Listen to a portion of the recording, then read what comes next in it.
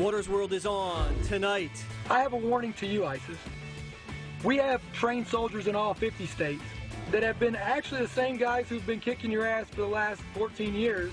A stern warning from one of our country's bravest. Medal of Honor recipient Dakota Meyer is here with his plan to take down ISIS. Plus, it's a witch hunt. It's really, really insane. They would rather see this country fail than see him succeed. Eric Trump on the mainstream media's daily attacks on his father.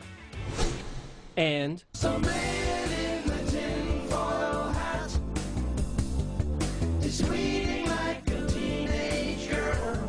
musician Todd Rundgren has a few choice words for the president. But can he face the music on Waters World? Then, who fought in the Civil War? Britain and Spain, some part of Spain. we're honoring Memorial Day weekend with a Waters World history quiz. It all begins right now. Welcome to Waters World. I'm Jesse Waters. We've got a big show tonight, but I want to start with the hysteria of the left. Remember this guy? If you get sick in America, this is what the Republicans want you to do. If you get sick, America, the Republican health care plan is this: die quickly. That was when Republicans were trying to stop Obamacare from putting us further in debt. And 8 years later, the irresponsible name-calling is still going.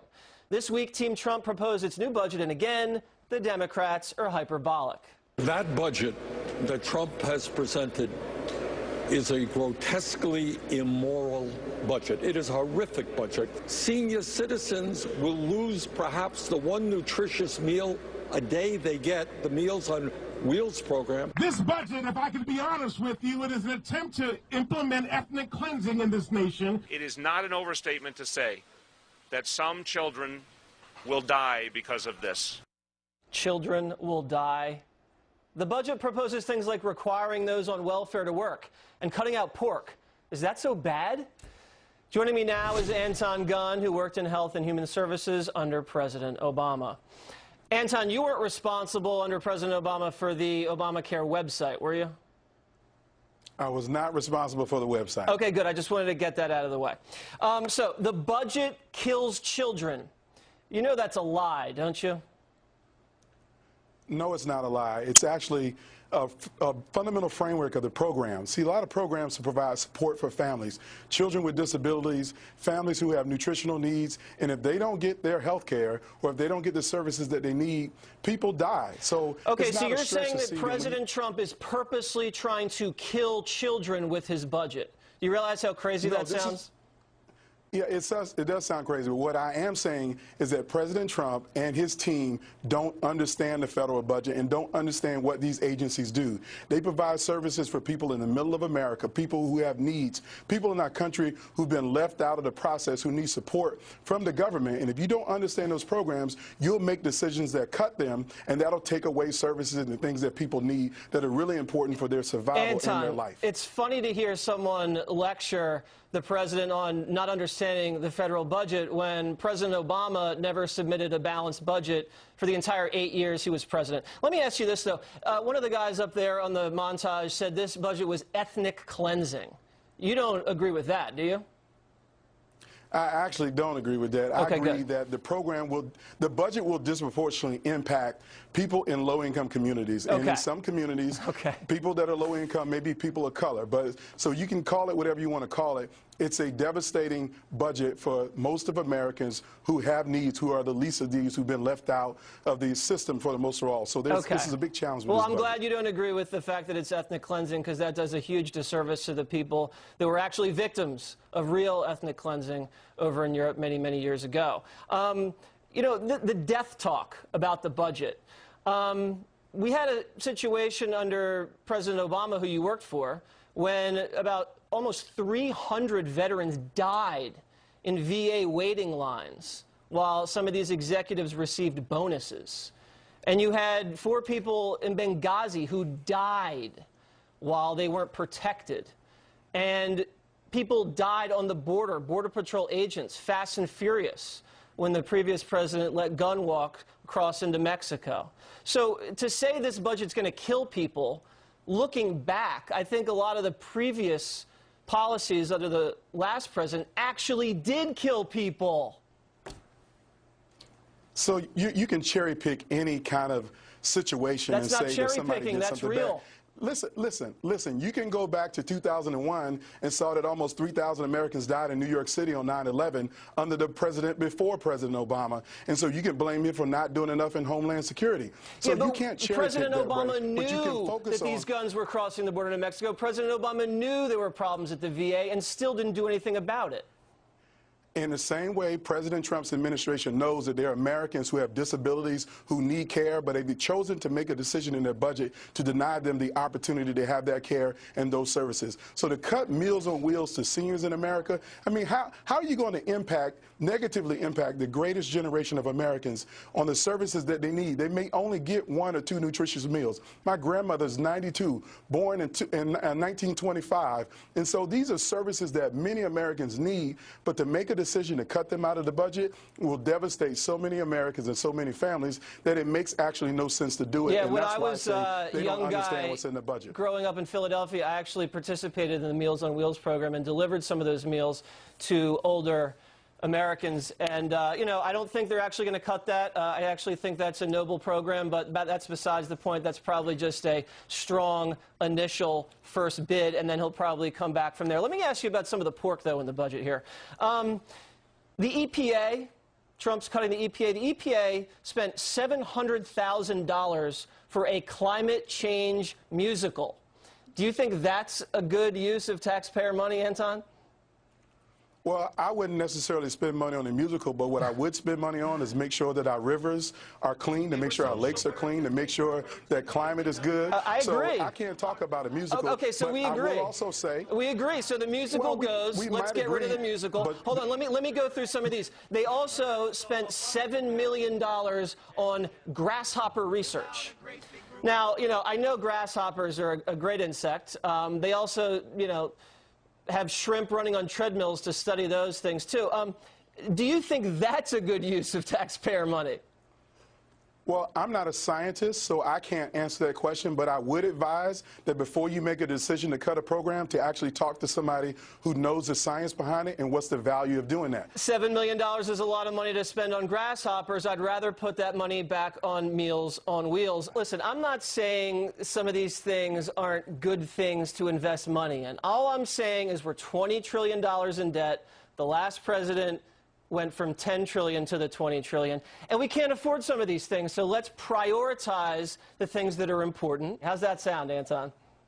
No, it sounds like we should prioritize, but it sounds like we should actually talk to people that knows how these programs work and how the agencies work, and don't make arbitrary decisions to just cut the programs that impact the poorest people in our communities. That actually makes no sense whatsoever. There's nobody that will even manage their household in that way, so I don't know why we're trying to do the federal budget in the same way. Well, people that manage their household actually have to work within a budget. The federal government does not. So I think we all should try to act like we're all part of one big family. Anton, thank you very much for joining us.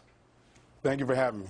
Still to come, a Watters World exclusive. They say the best business is done on the golf course. So I hit the links with Eric Trump and got his reaction to his father's first trip overseas. Plus, 70s rocker Todd Rundgren has a message for Trump supporters. Don't come to my show. But will he be singing a different tune on my show? He joins me next.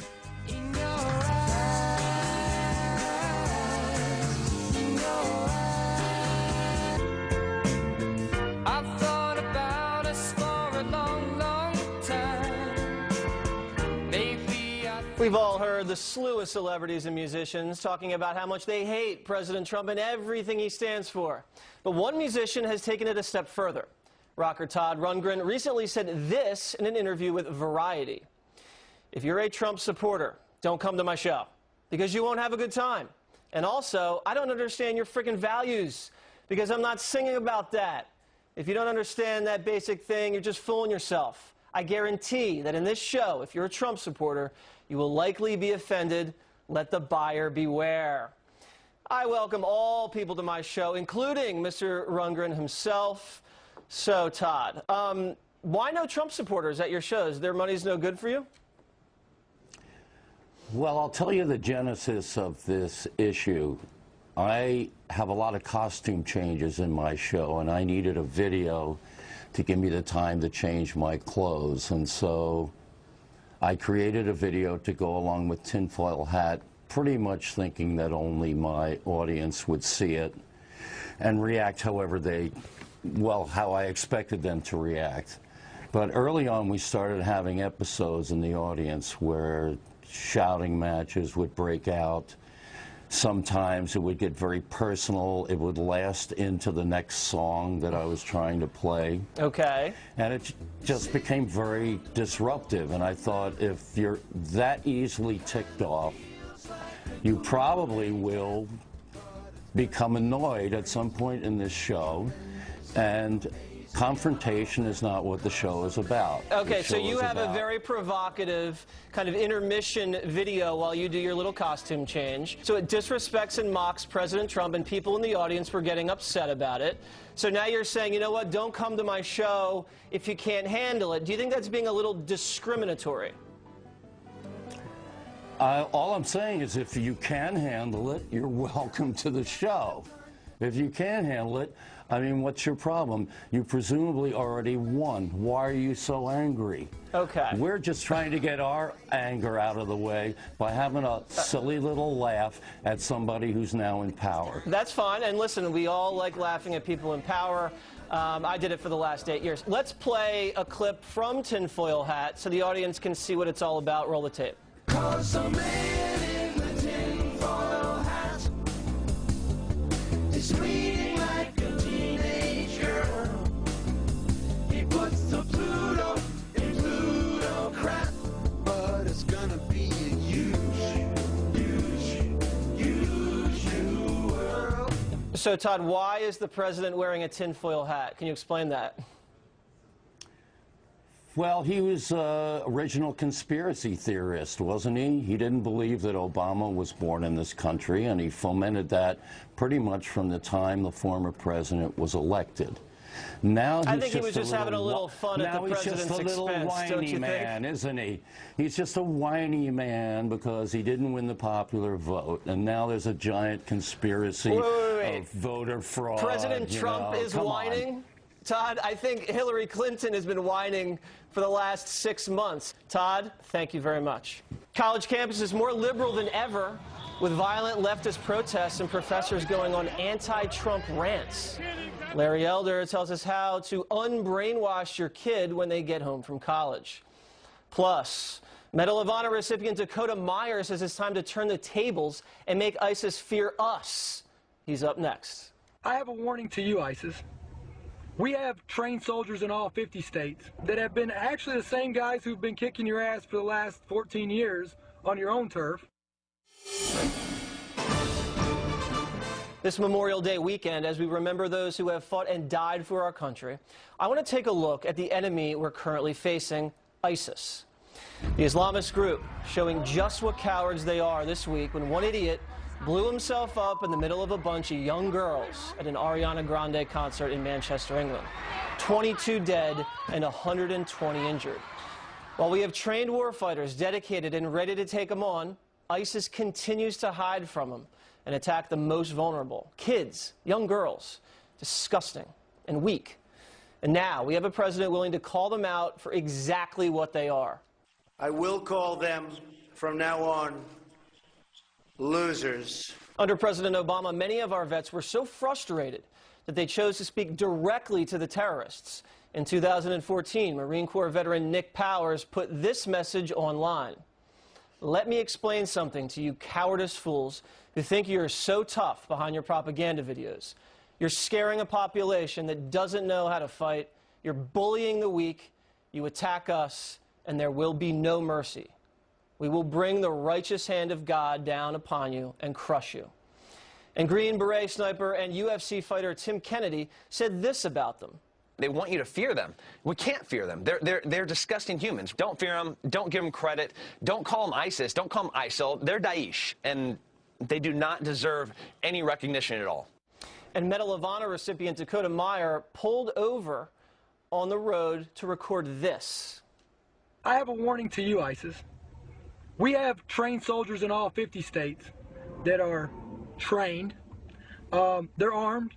We have also disgruntled veterans in all 50 states that are armed and trained and that have been actually the same guys who've been kicking your ass for the last 14 years on your own turf and have been waiting for the opportunity for you to come over and try to bring your beliefs to the greatest country in the face of the earth. So there you have it. Soldiers begging to fight them and protect Americans for years. Did President Obama listen? No. Now ISIS has tripled its operations. So how do we stop them from recruiting and growing? Joining me now, Medal of Honor recipient Dakota Meyer and Gold Star mom and author of World Changer, Karen Vaughn. So Dakota, Trump, brilliant brander, and you saw that during the campaign, Crooked Hillary, Crazy Bernie, Lion Ted, now calling ISIS for what they are, losers. Do you think that's an effective PR strategy? Because I certainly do.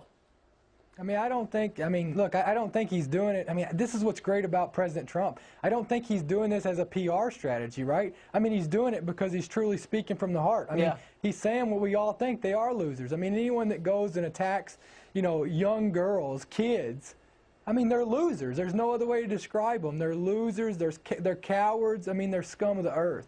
And the best thing to do to prove that they're losers, I believe, is to defeat them on the battlefield, because no one wants to join a group that's losing. You want to join a winning team. Wouldn't you agree with that? I agree with that 100%. Yeah, and the problem is, yes, under the weakness of the Obama administration for the last 8 years, we have seen them feel like they are the dominant player on this field. When we could crush them at any second, we could demolish them, we could annihilate them from the face of the earth, but we've chosen not to. And so I love the angle President Trump is taking. I love the fierceness. I love the fierceness men like Dakota and these other soldiers you've shown on here tonight. I love that. You do. Because that's what we've got to do. That's the way my son was, for crying out loud. He said all they respect is brute, lethal force, period. They don't respect anything else. That's right, and your son died heroically fighting for our freedoms in Afghanistan, so we want to thank you very much for that sacrifice.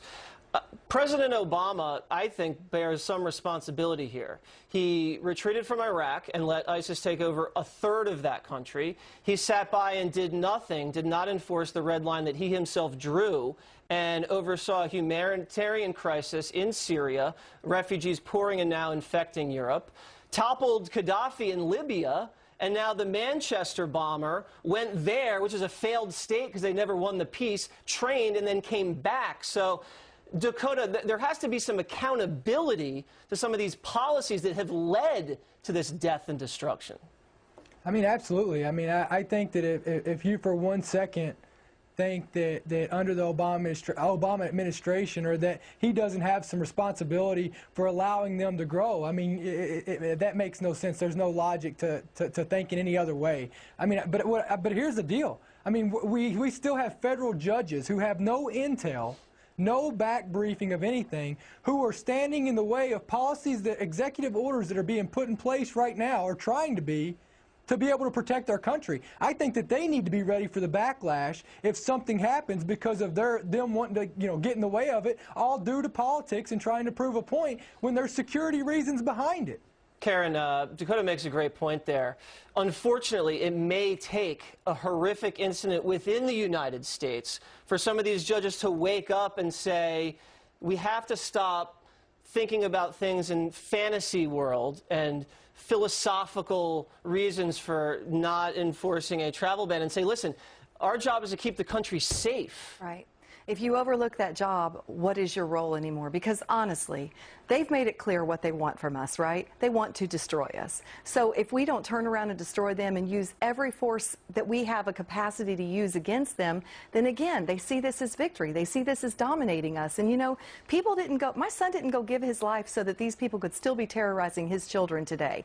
For crying out loud, when a child is afraid to go to a concert, what did we become, and what did Aaron die for if this is what we're allowing? So yes, these authorities, these powers that be that want to pretend that this isn't a real war, that people aren't really dying, and just completely block this, you know, my gosh, somebody needs to grab them by the shoulders and just shake them for a minute and make them wake up. This is real. It's just like when we heard Katy Perry saying we need to hug it out with these people. These people want to cut our heads off and watch the blood squirt from our throats. Yeah. You know, I mean, seriously, this is what they think of us. These are people who are so barbaric that they burn human beings alive. You don't hug it out with them. We have got to take brute lethal force and annihilate them. Right. And until we do that, this is going to continue across every nation. It's going to continue. That's right. Well, happy Memorial Day weekend to both of you guys, and thank you so much for your service and your sacrifice.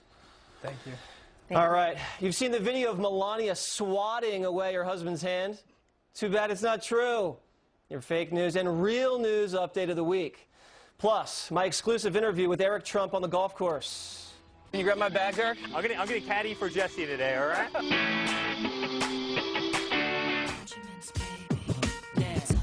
What y'all wanna do?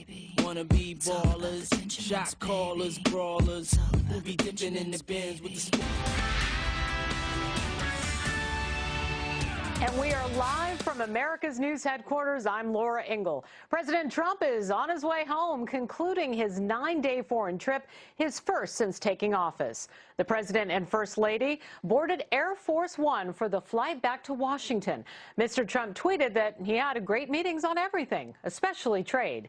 He also tweeted he's still considering the Paris Climate Agreement and would make a final decision next week. Rock legend Greg Allman has died. He's credited with being one of the founding fathers of Southern rock. He formed the Allman Brothers Band with his brother Dwayne in 1969, who died in a motorcycle accident in 1971. Greg's vocals and his touch on the Hammond organ combined with Dwayne's guitar work to give the band its unique sound. He had been ill, canceling a number of concerts over the past year. He was 69. I'm Laura Ingle. Back to Watters World.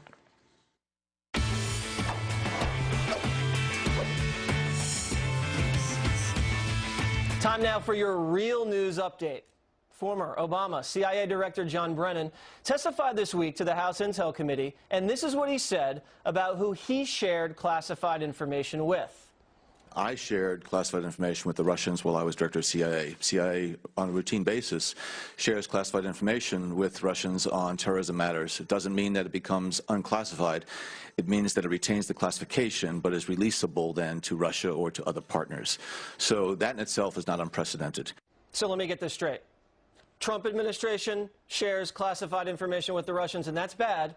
Obama administration shares classified information with the Russians, and that's okay? All right. University of Michigan students are deeply troubled by wood paneling because it's masculine and marginalizing. The students claim the history of wood is a history of oppression. The rich, white, privileged had wood paneling back in the day. You know, when I was in college, you know what I was deeply troubled by? Running out of beer. A whistleblower says the Obama administration knowingly let in at least 16 admitted MS-13 gang members as illegal immigrant teenagers in 2014 as part of an immigrant surge. MS-13 is just one of the deadliest and most brutal gangs in the country. So Trump's trying to keep gangbangers out of the country, and Obama's letting them in. Just want to make that clear. A new report that just came out details how much Obama spied on Americans, and it's so much that even the ACLU believes it's serious. And Obama's FBI shared that information with third parties. Who knows who they are? This scandal is just beginning to crack open. Hold your breath for Democrats to call on a special prosecutor. California progressives allege voter fraud in Democratic Party election and demand voter ID. Smell that irony? When Republicans called for requiring voter ID, they were called racist. Seattle police can no longer report suspects. They have to say community members in order to use less offensive and politically correct language. You know, if I was a suspect in a triple homicide, I wouldn't be too worried about being offended by what the police called me. I'd be worried about who my cellmate was. Now for some fake news this week that other people told you was real. First Lady Melania Trump making headlines online for allegedly swatting President Trump's hand away as they got off the plane in Israel. Then denying the first hand again in Rome to fix her hair. A scandal for sure. But wait, what's this? They finally connect in Sicily. Handgate is officially now over. But the press doesn't stop there. Clearly, from this picture, the Pope doesn't like President Trump, right? That's what the immediate headlines were, but that's fake news. Check out the actual video that shows a very different story. Peace be with you. And finally, a video that is definitely real. But what is exactly happening? Some say President Trump is trying to put America first at a NATO meeting. We will let you decide. Someone who constantly deals with the media's obsession with fake news, Eric Trump. I caught up with him Wednesday at the Trump National Golf Club in Bedminster, New Jersey, talking politics, business, and the media over a little golf. Roll the tape.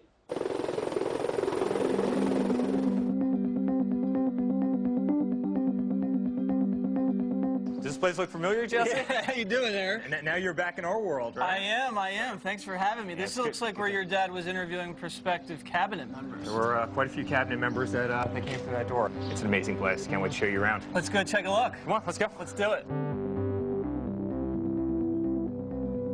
Is everything the greatest here at this course? Come on, Jesse, you know Trump. It has to be the greatest. So this is the big man's lockers. The whole family, we have all our lockers in here, and we spend a lot of time here. It's kind of a home away from home for us. Oh, wow. Barron Trump's locker is closer than yours. Is Barron a good golfer? Barron's tall, he's strong, he can hit the ball a mile already. Now, who's a better golfer, Don Jr. or Eric? Oh, I'll take Don. You will? Yeah, yeah. And you can ask him the same thing, and he'll tell you the same, so.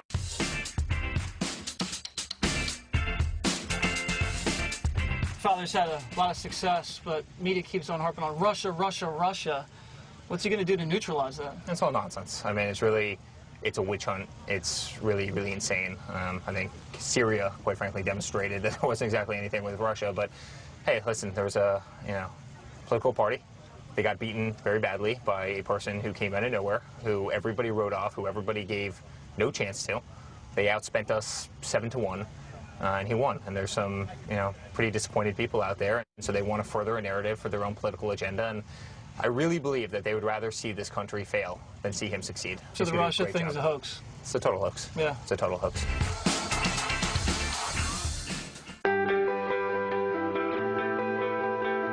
So your dad just got back from this big trip overseas. What struck you about it? It's amazing. He did so well. It was just the images when he arrived in Saudi Arabia and the respect that they gave him. And, one of the things I always talked about on the campaign trail was, the lack of respect that we were receiving around the world. And I see it all the time, right? I mean, I'm in tons and tons of different countries, and they just didn't respect America, for a long time. I mean, President Obama bowed to the Saudi king, and they didn't really respect him. Your father didn't, and they greeted him with open arms. President Obama came off a plane in China, and they didn't bring a staircase up to Air Force One, which is, maybe the greatest insult to America. I mean, what's more of a symbol of America than Air Force One? And then you see the reception when he came off of Air Force One, Saudi Arabia, and everybody was there to meet him, and he had the marching bands and the military and the flyover of the jets and everything else. I mean, it was really a beautiful image, and what he did in Israel I thought was incredibly moving. He puts the hand on the Western Wall, very touching moment. And Israel's one of our great allies in the world, and they haven't been treated with the respect that they should be, and that's going to change under him. And then to meet with the Pope, really have the full trifecta, but to meet with the Pope,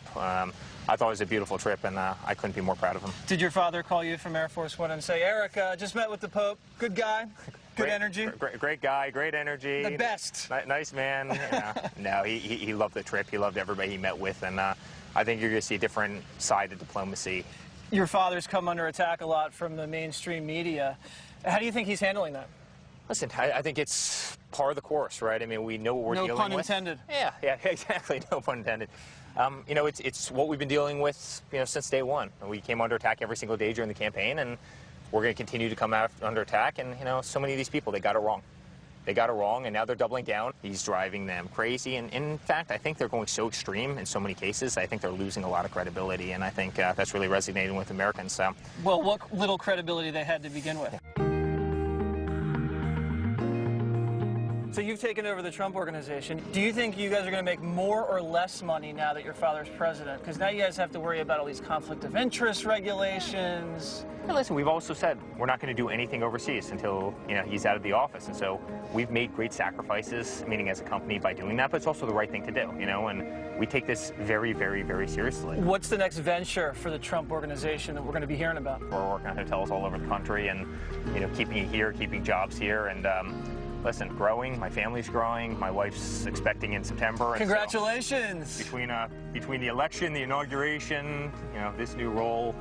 Everything we're doing, adding members to the family, it's been an exciting year. If you need a baby name, Jesse's a great name. Yeah, I like that. Another piece of advice, I have twin girls. My golf game suffered dramatically when you have kids. Yeah. When you travel 220 days a year, my golf game suffers as well. But it's, all right, well, we're going to have to see sure later. That's going to happen.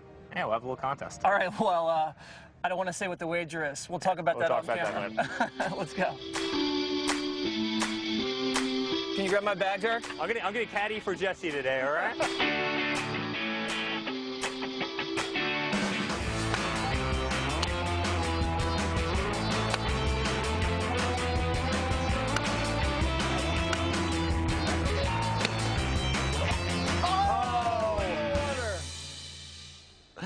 Since I saw Eric, reports surfaced of an attempted cyber attack on the Trump Organization. The FBI reportedly questioning Eric and Don Jr. about it, so I reached out to Eric and got the scoop. A Trump Organization spokesperson tells us, like virtually every other company these days, we are routinely targeted by cyber terrorists whose only focus is to inflict harm on great American businesses. To be clear, the Trump Organization was not hacked. While we will remain vigilant in fighting off any attempts to do so, we are confident in the steps we have taken to protect our businesses and safeguard our information. Liberal professors outnumber conservatives 12-1 on college campuses. So how do you unbrainwash your college student when they come home? Larry Elder here with advice. Plus, there's brainwashed students, and then there's these students. Don't miss this classic Waters World quiz. Was the North versus the South Korea? North Korea?